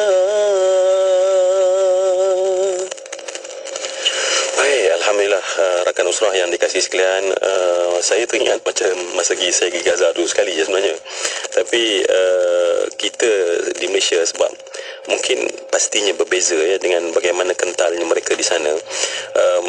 Namun saya sedar bahawa itulah yang habuan yang Allah berikan pada manusia-manusia yang hebat sebenarnya.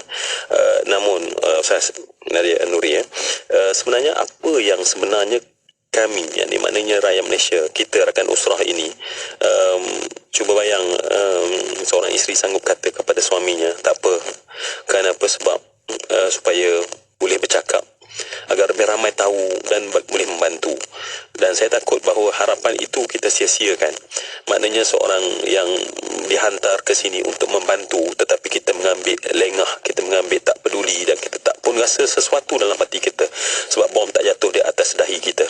Maka dengan sebab itu kita rasa bahawa benda itu tak jadi masalah.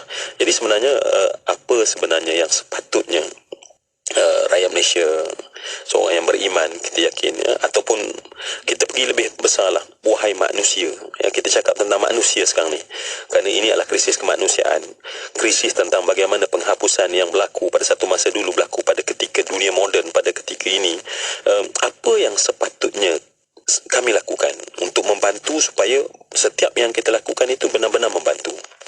Saya rasa bila kita sebut tak kenal maka tak cinta, itu adalah jawapan yang sangat tuntas kepada apa yang ditanyakan oleh Ustaz. Kita menyokong Palestin tanpa kita mengenalinya. Kita menyokong perjuangan Palestin dengan keadaan kita berkongsi emosi dan rasa simpati kita. Kita menyokong apa yang mereka lakukan bila mana kita melihat berlakunya peperangan, bila mana kita melihat darah yang mengalir, isteri yang kehilangan suami, anak-anak yang tidak pulang ke pangkuan ibunya. Itu yang menjentik hati kita untuk kita bangkit. Tetapi duka citanya ia hanya berlaku bila mana ada peperangan ataupun serangan. Sebab apa? Sebab kita tak kenal pun Palestin. Kita tak tahu pun perbezaan antara Gaza dan juga tebing barat. Kita tak tahu pun berapa lama dah ia telah dijajah, berapa peratus yang tinggal di tangan-tangan orang-orang Palestin. Kita tak tahu pun keadaan elektrik mereka yang mereka duduk di bumi Palestin dalam keadaan biasa 8 jam sahaja ada elektrik, 16 jam dipotong. Mereka yang pengsan di hadapan universiti, kita pernah jumpa dengan sebab mereka terpaksa berjalan 3-4 km untuk sampai ke universiti, tak ada duit nak bayar tambang walaupun tambangnya mungkin 2-3 ringgit saja. Ini adalah benda-benda yang menyebabkan kita pada hari ini tak dapat nak merasai apa yang sedang mereka perjuangkan. Jadi saya rasa apa yang patut kita lakukan dalam keadaan semangat kita masih ada, dalam keadaan emosi kita berada pada tahap yang paling tinggi ini, kita kena buat tindakan-tindakan yang membolehkan istiqamah itu berjalan secara auto. Antaranya yang kita boleh sebutkan mungkin ialah saat ini, saat kalian mendengar ini, esok hari Sabtu, hari Ahad, pergi ke mana-mana kedai buku, beli at least satu buku berkenaan dengan sejarah Palestin. Baca dan habiskan dalam tempoh perang yang mungkin berpanjangan lagi ini. Dalam tempoh ini, kalian dengar ini, subscribe dan ikut laman-laman Telegram kita, laman-laman Facebook, Instagram, Cinta Gaza Malaysia ke, saya punya ke, rakan-rakan NGO yang lain ke. Macam mana contohnya? Cinta Gaza, T.me/Cinta Gaza satu, ataupun T.me/Nadia Al-Nuri. Boleh juga ikuti laman kita di Instagram dengan nama yang sama, dan Facebook juga dengan nama yang sama. Tapi Facebook dengan Instagram ni fahamlah, dia ada halangan-halangan dia untuk menyebarkannya sebaiknya. Tetapi di Telegram boleh ikuti, sebab kita tidak berhenti bercerita tentang Palestin, ataupun kita punya tim 24 jam update berkenaan dengan apa yang berlaku di sana, hatta di luar pada waktu peperangan pun. Jadi itu yang kalian boleh lakukan pada masa yang sama untuk sumbangan. Jangan sumbangkan RM100 pada hari ini, tetapi buat auto debit contohnya, untuk mana-mana NGO. Satu bulan RM10 pun cukup. Tetapi dalam keadaan tak perang pun, kita lupa Palestin pun, ada sumbangan kita yang berterusan. Dan saya rasa kalau tiga tindakan ini boleh dilakukan, kita akan kekal dengan isu Palestin. Kita sentiasa diingatkan dengan isu Palestin, dan isu Palestin tu akan segar di dalam hati kita masing-masing. Okey, dalam konteks kita hari ini kan kekangan, bagaimana bentuk sumbangan itu boleh dimanfaatkan oleh orang Palestin? Macam mana dia? Saya rasa soalan yang Ustaz tanya itu sangat baik, sebab kita dah 10 tahun berada di bumi Palestin. Kita melihat banyak projek yang dilakukan oleh kita sendiri, dan kita belajar daripada abang-abang NGO kita yang terlebih dahulu berada di sana. Dan banyak sumbangan yang kita sampaikan ketika ini untuk rakyat Malaysia adalah sumbangan berbentuk one off, ataupun sumbangan berbentuk touch and go, bantuan makanan, bantuan daging dan sebagainya. Dan kita di dalam koalisi Gerakan Microsoft Defenders, Aid for Palestine, kita cuba untuk menggerakkan projek-projek yang berbentuk sustainable, yang berbentuk jangka masa panjang. Contohnya di bawah Cinta Gaza Malaysia, kita bukannya ada cabang kemanusiaan semata-mata, kita juga ada cultural center kita di sana, pusat budaya. Tujuan dia untuk mengikat hati orang Palestin dan orang Malaysia bahawa kita ni adalah bersaudara. Kita ni ada banyak benda yang kita boleh kongsi selain daripada sumbangan kita. Kita juga ada pusat advokasi kita di sana. Kita juga ada Malaysian Business Incubator kita yang pertama di sana, yang telah kita berikan lebih daripada $500,000 untuk anak-anak muda di sana, membantu anak-anak muda di sana menggerakkan projek-projek mereka sendiri. Sebab orang Palestin dia sangat tak suka sebenarnya menerima bantuan daripada orang Malaysia. Dia suka dapat usahakan dengan tangan-tangan mereka sendiri. Jadi bila kalian menyumbang, kalau boleh sumbang kepada NGO yang ada kerja-kerja sustainable ini. Kita ada 2 buah sekolah di sana, kita ada laman ataupun Taman Strawberry Cameron Highland yang kita namakan di sana. Kerja-kerja inilah yang sebenarnya menaikkan semangat mereka.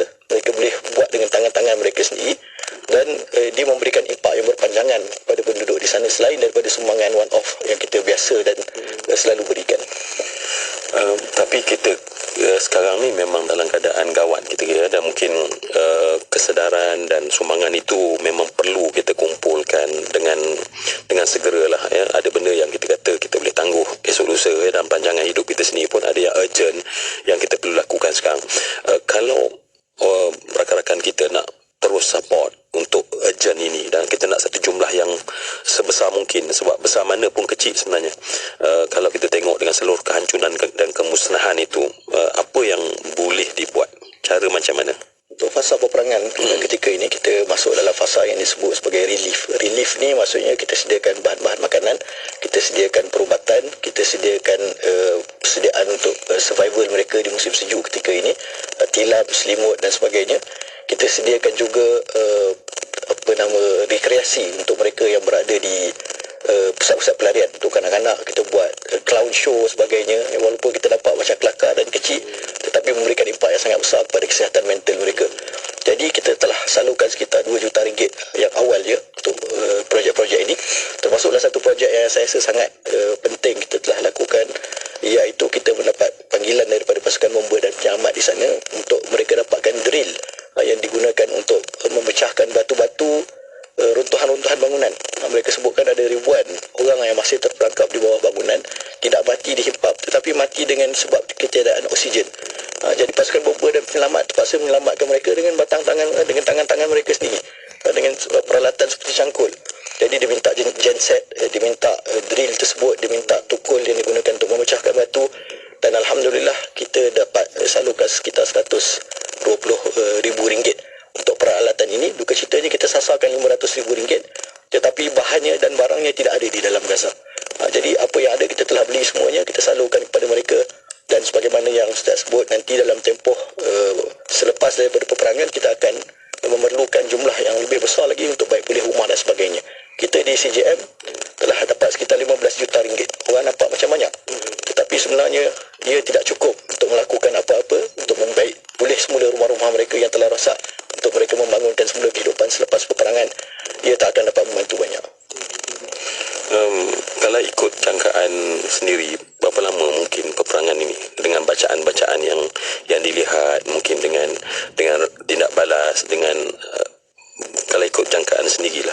Saya punya bacaan, dia ada dua senario. Satu senario luar biasa yang susah nak terjadi, iaitu senario pembebasan bumi Palestin secara keseluruhan. Syaratnya apa? Dia tidak boleh berlaku di tangan mujahidin semata-mata. Dia kena ada campur tangan negara-negara luar sekeliling. Kalau kita sebut contohnya negara Syria dan juga Lebanon yang hari ini menampakkan keinginan mereka untuk membantu, dan ketika ini mereka menggunakan mujahidin yang ada dalam negara mereka untuk melepaskan roket masuk ke dalam tanah haram Israel.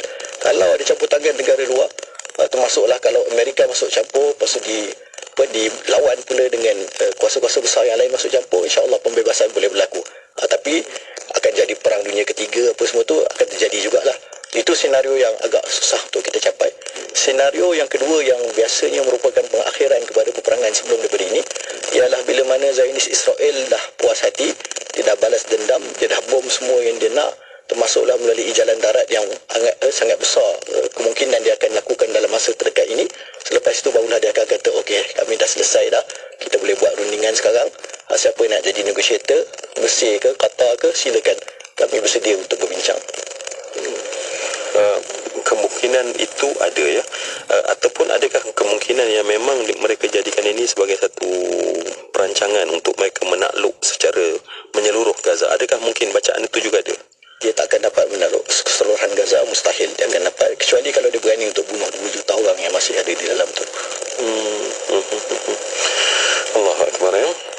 Baik, macam mana? Boleh? Okey, satu lagi, insya-Allah.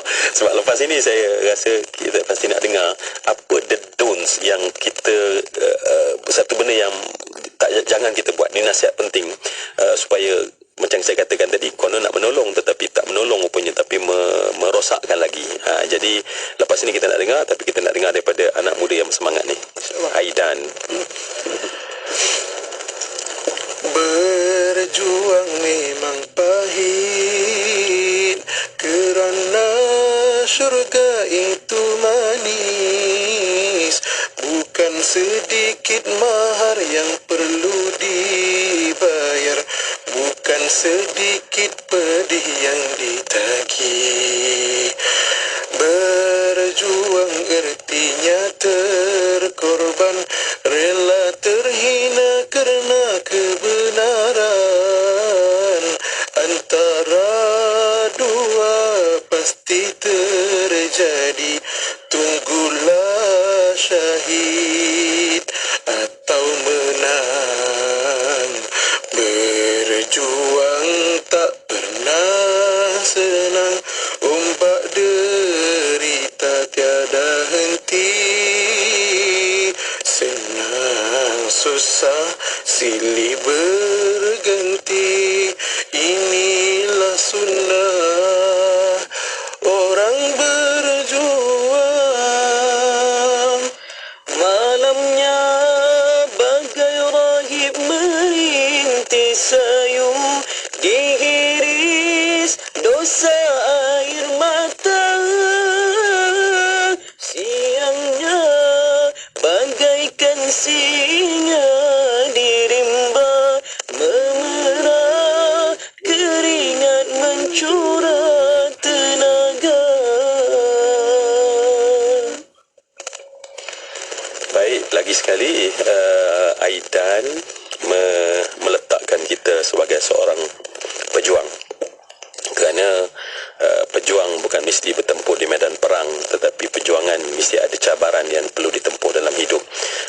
Seorang manusia ketika dia memakai kualiti seorang pejuang, tingkah lakunya, cara fikirnya berbeza.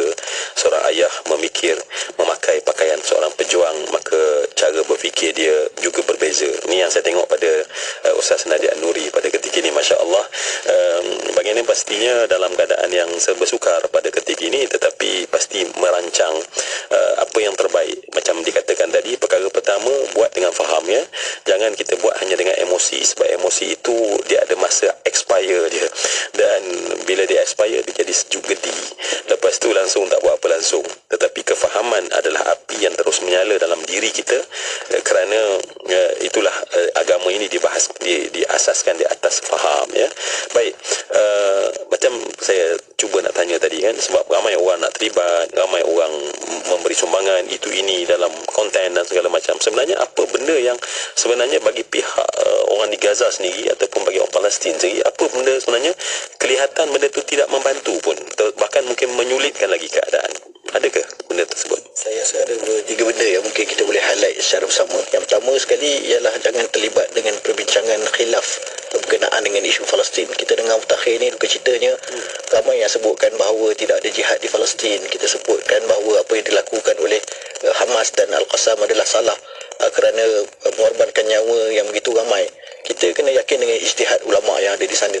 Mereka juga ada majlis syura mereka dah lakukan perbincangan, mereka tahu apa yang berlaku di lapangan dan mereka berfatwa dengan apa yang ada di sana, dan kita yakin dengan apa yang mereka buat. Jadi tugas kita bukannya kita nak menidakkan perjuangan mereka, kita nak salahkan sesiapa, tapi kita kena sokong mereka dengan segala kemampuan yang kita ada. Yang kedua, saya rasa jangan kita terdedah dan mudah untuk ditipu dengan fake news. Sebab kadang-kadang yang disebutkan tadi ada fake news yang datang daripada barat pun kita percaya juga. Hamas sembelih budak-budak pun kita percaya. Yang terbunuh adalah orang-orang awam yang begitu ramai pun kita percaya. Dipukul tahanan-tahanan wanita Israel pun kita percaya. Banyak sangat fake news yang tersebar pada hari ini, dan orang kita asal sensasi je dia akan sebarkan. Itu masalah. Kita menjadi tangan-tangan yang menyebarkan pula fake news yang telah dilakukan oleh Zionis Israel itu sendiri. Sebab Zionis Israel ni mereka ada cyber trooper yang berpuluh-puluh kali ganda lebih ramai daripada kita. Mereka berbayar, mereka terancang, dan kerja mereka menyebarkan propaganda dan naratif yang salah. Ini telah berlaku puluhan tahun sebelum daripada kita. Jadi kita ni baru nak jadi cyber trooper sikit, kita nak edarkan dan agihkan benda yang tidak betul. Jadi don't spread fake news. Dan yang ketiga, saya rasa ni mungkin nasihat kepada kita semua, jangan letakkan segala semangat kalian pada saat ini. Untuk kami tak apa, kami di Cerita Gaza Malaysia memang kita all out. Kita punya tim 24 jam ada di office, bermalam shift, ceramah kita 6-7 ceramah setiap hari. Tak ada masalah, kami all out, tu kerja kami dah biasa. Tetapi untuk kalian jangan semangat sangat, setiap benda nak kena share, setiap berita nak kena ikut. Jadi sebenarnya nasihat yang saya bagi kepada tim Gaza saya, tim Gaza saya dah ada berada bersama dengan saya di Malaysia, tetapi mereka nak patah balik ke Gaza, mereka buat umrah dulu di Saudi. Sampai di Saudi 7 Oktober berlaku serangan ke atas Gaza, tak boleh nak balik ke Gaza. Jadi saya bawa dia balik semula ke Malaysia, dan saya tengok keadaan mereka sangat-sangat menyedihkan. Mereka ikut setiap perkembangan yang berlaku 24 jam, pasang Jazira. Setiap orang, setiap kali berlaku pengeboman di mana-mana tempat, mereka akan hubungi keluarga, okey ke tak okey. Saya kata kat dia orang, jangan terlalu fokus kepada isu ini, sampaikan kita tak boleh nak memberi bantuan dan juga menjadi berguna di dalam mengembangkan dan menyebarkan tentang isu ini. Tak payah ikut semua benda, ikut je mana-mana yang penting, dan jangan fokus sangat kepada setiap kematian yang berlaku. Orang kata apa, dalam menguruskan konflik ni, syahidlah. Mana yang nak syahid, nanti kita buat kerja kita sungguh-sungguh dulu. Nanti kan selepas habis peperangan barulah kita tengok, oh ni kawan kita. Macam berlaku pada tahun 2014. Saya balik ke universiti masa tu, tanya mana kita punya kawan ni, selalunya ada. Dia kata, oh ni dah mati syahid dah. Kita pergi tengok jiran kita, contohnya mana kawan kita ni yang dulu main bola dengan kita, oh ni dah mati syahid dah. Macam tu. Nanti selepas daripada perang ada masa untuk kita bersedih, ada masa untuk kita orang kata bersimpati, tetapi waktu perang ini bukan sekarang untuk kita sebarkan semua benda. Jangan fokus sangat, hidup seperti biasa, tetapi jangan biarkan benda itu menghantui hidup kita sampai kita tak boleh buat benda lain. Pada masa yang sama jangan tinggalkan sampai kita pun tak ingat langsung apa yang sedang berlaku di sana. InsyaAllah. Pertama sekali saya kira amat malang lah kalau kita sendiri yang terjerumus dalam mengkata perkara khilaf yang akhirnya merugikan, sebab itulah tujuan perpecahan fikiran itu disemai dalam dunia Islam, supaya apabila berlaku benda-benda kritikal sebegini akan ada yang tolong hilangkan dia punya tekanan itu, ya. Sebab bila dah orang kita dah berpecah percentage pemikiran kita, maka fokus kita untuk membantu tu dah jadi kurang sedikit, ya. Maknanya kita tanpa sedar telah menjadi menyambung lidah Yahudi yang dilaknat oleh Allah Subhanahu Wa Taala. Dan saya yakin rakan-rakan usrah yang mendengar ini tak rela kita adalah salah seorang daripada itu, dengan begitu menimbulkan tadi soal-soal khilafiyah yang perkara tersebut kalau ada pun bukan sekarang masa kita nak bincangkan, ya. Kerana ada khilaf pandangan ulama lain yang telah sepakat dan yang duduk dalam bumi itu sendiri, ya. Kita yang duduk dalam aircon, dalam atas sofa yang empuk dan bercakap, maka tentunya tak sama kan perkara tersebut. Dan betul yang kedua, fake news tadi, maknanya ketika kita lihat, kita pakai kadang-kadang kita pakai common sense saja, ya. Maknanya kita ni Hamas, Qassam, semua tu adalah orang Islam. Kalau kita rasa kita tahajud sedikit-sedikit, mereka punya tahajud lebih banyak. Kalaulah kita takut nak buat satu benda yang dilanggar, Allah larang, mereka jauh lebih takut, sebab mereka tahu bahawa kalau mereka buat perkara yang dilanggar oleh Allah, Allah tak memberi pertolongan pada mereka. Sebab kemenangan, kekalahan bukanlah milik manusia, milik Allah Subhanahu Wa Taala. Jadi jangan benarkan tiba-tiba propaganda yang disebarkan kita jadi penyambungnya, ya. Dulu ketika saya ingat masa ketika Amerika dia masuk menyerang untuk membolehkan supaya mereka menyerang Iraq, kisah gambar yang begitu popular ialah bayi-bayi dalam inkubator yang diterbalikkan dan dipijak sehingga pecah kepala-kepala bayi tersebut, dan dikata itulah sebenarnya yang berlaku oleh tentera Iraq. Sedangkan bila perang berlaku, bila perang berlalu, itu adalah sebuah filem yang memang dia orang buat supaya kemudian meraih sehingga keputusan daripada Senat memutuskan untuk benarkan kerana peristiwa tersebut. Dahsyatnya, bahkan kejinya, buruk dan busuknya benda jahat yang memang terbina di atas kejahatan. Jadi kalau kita yakin kita ni Islam, ya, kita takkan buat perkara tersebut. Maka fake news yang sebegini kita gunakan common sense kita. Dan saya suka yang ketiga tadi, terlampau sangat menekun pada perkara ini sampai akhirnya terpancing emosi, ada yang tak boleh tidur, ada yang sakit, ada stres segala macam. Perkara tersebut tidak menguntungkan. Know how to ignore, apa yang dikatakan oleh Einstein, tahu bila masa kita nak untuk ambil tak tahu tentang satu perkara. Dan ini bagus sebenarnya sebab memberi stamina yang lebih kepada kita, kan. Apatah lagi para pejuang ni kena tahu disusun benda tersebut. Kalau habis tenaga kita untuk hanya memikirkan tentang kesusahan, apa berita kita follow 24 jam, dan akhirnya dia sedut tenaga kita, akhirnya tindakan yang patut dibuat tidak ada, ya. Masya Allah. Itu saya kira bukan sekadar kita, tapi orang dalam organisasi boleh ambil kaedah ni. Sebab kadang-kadang kita fokus sangat kepada masalah sampai akhirnya tenaga kita terhabis pada masalah, kita lupa melihat potensi kita ataupun tidak reserve kekuatan kita yang tercatu ini, kan. Baik rakan usrah yang saya hormati dan saya kasih sekalian, saya ada terbaca tentang bagaimana mimpi seorang imam, kalau boleh sebab setengah busyra itu datang dalam pelbagai bentuk kepada orang yang sedang, para sahabat Nabi, ya, terlelap beberapa saat, itu merupakan satu benda yang Allah rakamkan dalam Al-Quran sebagai pertolongan. Macam mana? Mungkin cerita itu saya pernah nampak, tapi saya nak dengar sendiri. Saya rasa kalau kita sebut tentang firasat pembebasan Palestin bila akan berlaku, memang banyak kita dengar. Bukan saja kita dengar daripada ulama-ulama Islam, kita juga dengar daripada Zionis Israel itu sendiri, di mana mereka membaca dalam kitab-kitab mereka, Israel tidak boleh bertahan lebih daripada 80 tahun.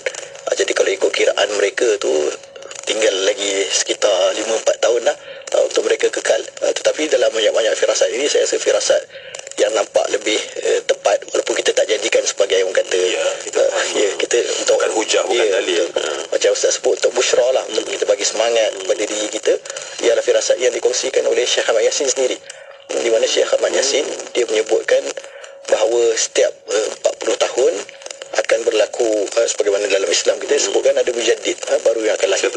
Disebutkan oleh Allah SWT Muhammad Syekh Ahmad Yasin, dia ceritakan tentang perubahan yang akan berlaku ke atas bumi Palestin yang akhirnya akan menyebabkan awal lama tu kan? Ya.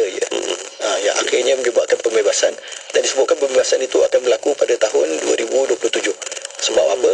Sebab 40 tahun pertama daripada 1948 sampailah 1987 telah berlaku perubahan yang sangat besar ke atas pertempuran di antara orang-orang Palestin dan juga orang-orang Israel, iaitu berlakunya intifadah yang pertama.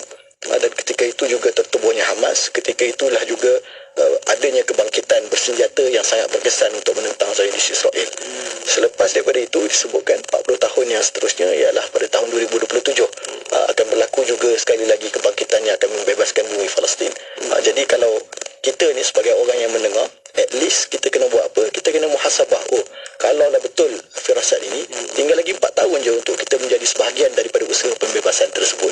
Dan kalau firasat itu tidak tepat, mungkin berlaku esok, mungkin berlaku lusa, kita tidak akan tercatat dalam sejarah sebagai pembebas kepada bumi Palestin. Baik, dan banyak lagi mungkin ya. Saya melihat dalam perkembangan tu banyak lagi yang perkara yang kita anggap sebagai busyra, sebagai satu-satu perkara yang sebagai penguat. Di samping kekuatan memang secara lahiriah itu memang telah dibuat ya, dan kita tengok pun sejarah sejarah Bani Israel zaman lampau itu pun bukan lama mana kan, mereka menjadi satu empire dalam tempoh yang tak lama, tak macam empire Islam yang bertahan hampir 1000 tahun ya. Mereka hanya puluh tahun sahaja, dan itu pun pada ketika mereka berada pada puncak. Masakan ketika saat ini mereka tidak punya apa-apa, tiba-tiba mereka lebih gagah daripada masa mereka dahulu ya. Sebab kita pun kalau compare masa dulu kita lebih gagah berbanding masa sekarang. Maka sebab itulah perkara itu saya kira sejarah ni adalah satu benda yang berputar dan berulang kan.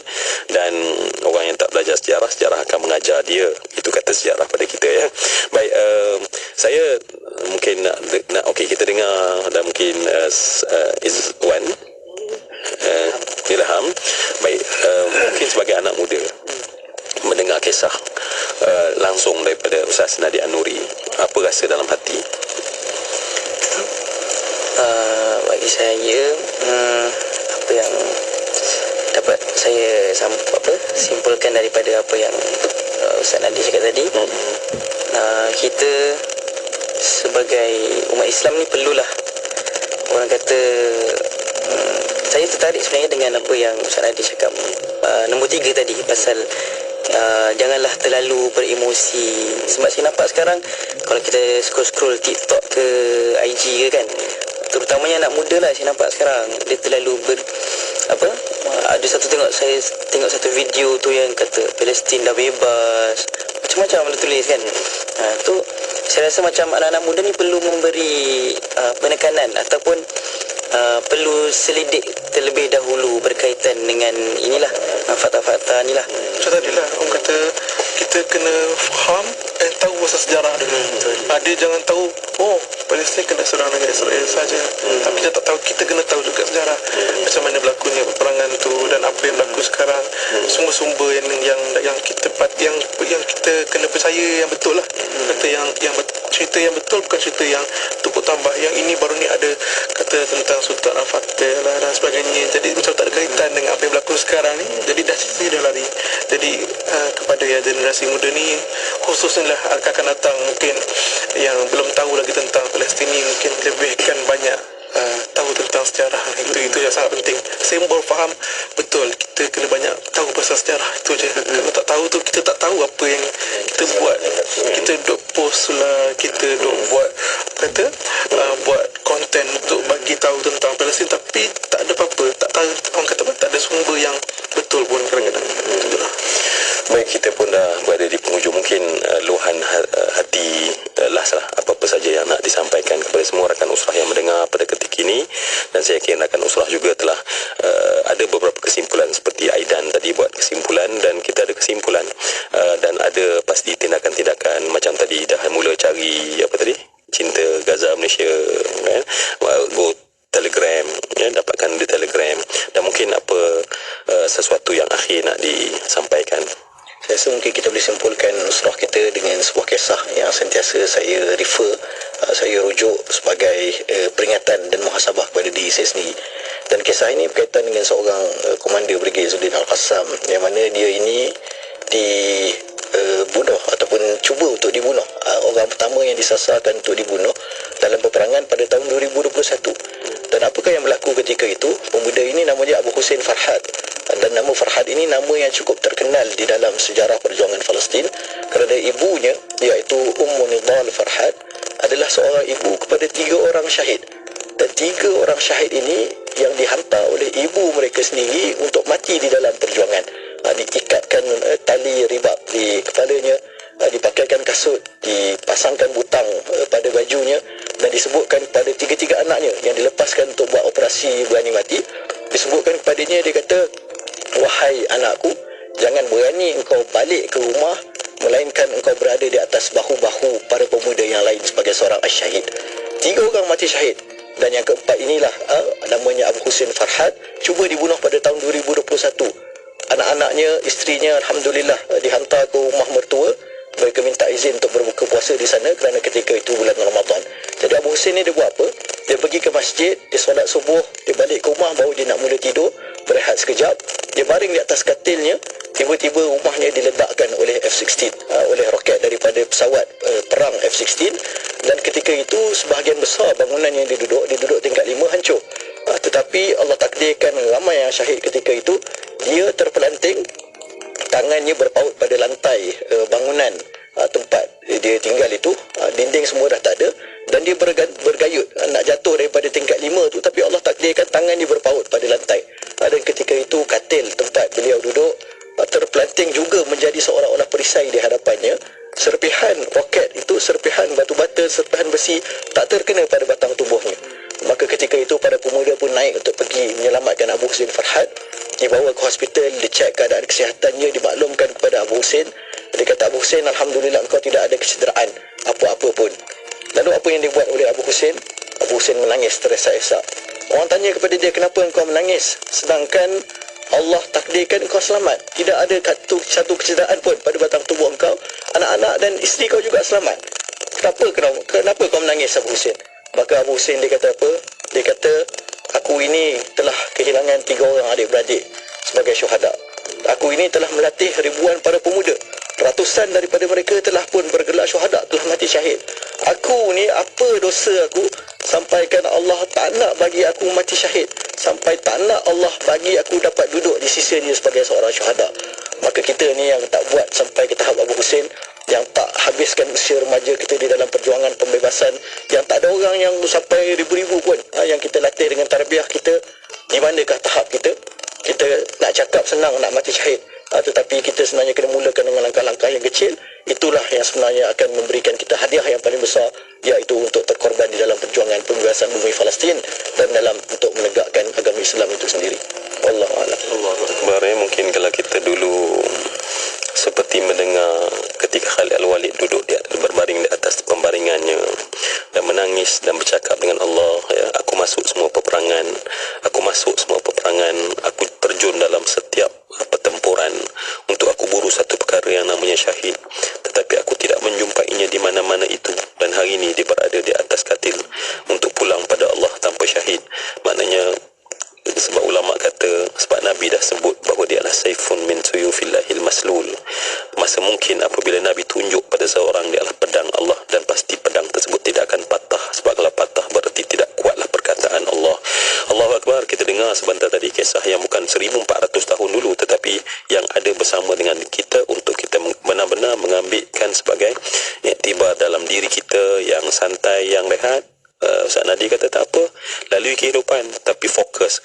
Ambil masa, mesti ada sebahagian daripada jiwa kita adalah sesuatu untuk satu benda yang besar di bumi Allah namanya Palestin, yang kita tetap akan ditanya oleh Allah di hari akhirat nanti tentang bumi ini. Kerana kita bukan seperti zaman dulu yang tak ada maklumat, kita tahu semua maklumat, ya. Jadi kita doalah pada Allah Subhanahu Wa Taala, dan semoga petang ini bukan sekadar memberikan kita kepada kita sesuatu rangsangan, tetapi memberi jalan untuk kita terus. Bukan pada petang ini saja kita bersama dengan Gaza, bersama dengan Palestin, tetapi insya-Allah selagi hayat di kandung badan, maka setiap daripada kita ahli usrah akan bersama dengan perjuangan Gaza, khususnya bersama dengan Ustaz Nadia Nuri. InsyaAllah. Alhamdulillah. Terima kasih Ustaz. Dan untuk bersama Ustaz untuk petang ini, mohon Ustaz untuk pimpin doa. Silakan Ustaz. Kita minta Ustaz Nadi membacakan doa sikit insyaAllah. Bismillahirrahmanirrahim. Alhamdulillahirabbil alamin. Arrahmanirrahim. Maliki yaumiddin. Iyyaka na'budu wa iyyaka nasta'in. Ihdinas siratal mustaqim.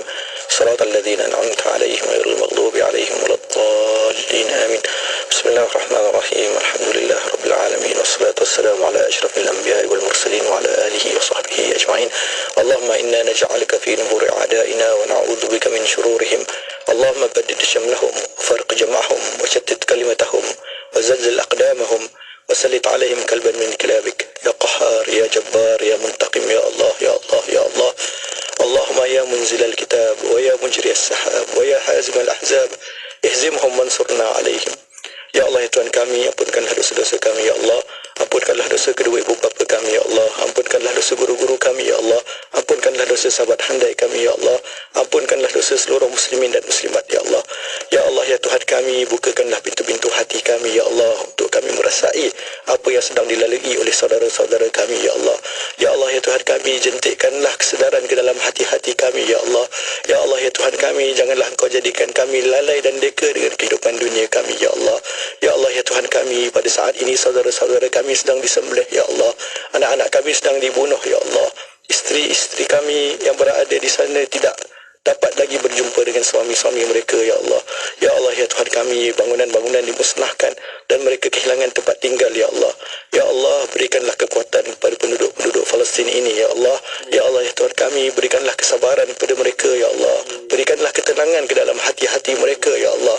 Ya Allah, ya Tuhan kami, jadikanlah kami punca kepada ketenangan mereka, ya Allah. Ya Allah, ya Tuhan kami, dengan doa kami, jadikanlah ia didengari, ya Allah. Ya Allah, ya Tuhan kami, sampaikan doa kami ke dalam hati-hati mereka agar mereka dapat terus berjuang, ya Allah. Ya Allah, ya Tuhan kami, perjuangan mereka bukan untuk mereka, ya Allah. Perjuangan mereka adalah untuk seluruh umat Islam, ya Allah. Perjuangan mereka adalah untuk mempertahankan bumi kita bersama, ya Allah. Perjuangan mereka adalah untuk mempertahankan bumi wakaf ini, ya Allah. Ya Allah, ya Tuhan kami, di saat mereka mengorbankan nyawa-nyawa mereka untuk bumi Palestin, jadikanlah kami sanggup untuk mengorbankan sedikit masa, tenaga dan harta kami untuk bumi Palestin, ya Allah. Ya Allah, ya Tuhan kami, janganlah kau matikan hati-hati kami, ya Allah. Janganlah kau biarkan kami mati dalam keadaan tidak berjuang untuk menegakkan kalimah la ilaha illallah Muhammadur Rasulullah sallallahu alaihi wasallam Muhammad wa ala alihi wa sahbihi wasallam. Walhamdulillahi rabbil alamin. Alhamdulillah, amin amin ya rabbal alamin. Dan akhirnya kita terima kasih banyak-banyak kepada Al-Fadhil Ustaz Ramli Muhammad Razali atas untuk menjadi nakib untuk petang ini, dan juga bersama Tuan Muhammad Nadir An-Nuri Kamar Zaman, aktivis dan pengasas Persatuan Cinta Gaza Malaysia, dan bersama kumpulan Aidan saudara Muhammad Izzuddin bin Azadan dan saudara Muhammad Ilham Fikri bin Muhammad Asri. Dan untuk waktu ini akhiri usrah nurani dengan doa tasbih kafaratul majlis wa surat al-asr.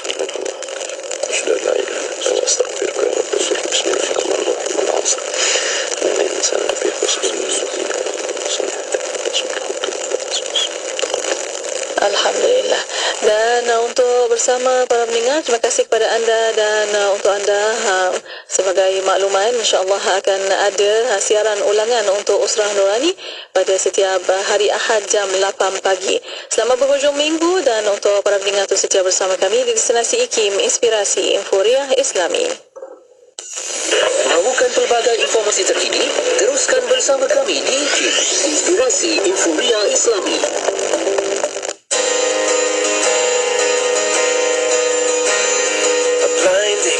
Flash of white light lit up the sky over Gaza tonight. People running for cover, not knowing whether they're dead or alive.